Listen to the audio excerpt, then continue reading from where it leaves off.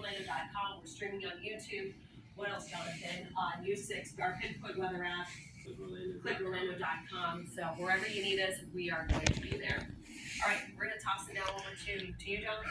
Yeah, I just want to hand you that. I just came hot off On the second floor, people may have heard their phones. Hurricane Milton. Those government EAS things that the ones that override, so that's when they're really Over here at the Space Bar in Titusville at the Kennedy Space Center Space Bar here in Titusville, Florida at the Space Coast.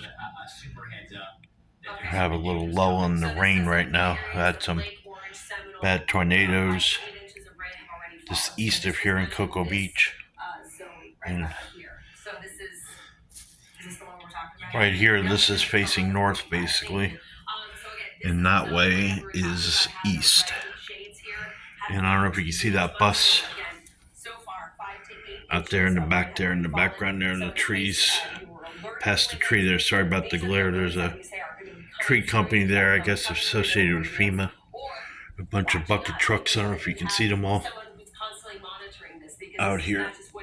But that's where it is the situation here.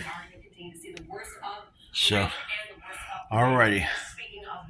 Hope everybody does alright. Be safe, everybody.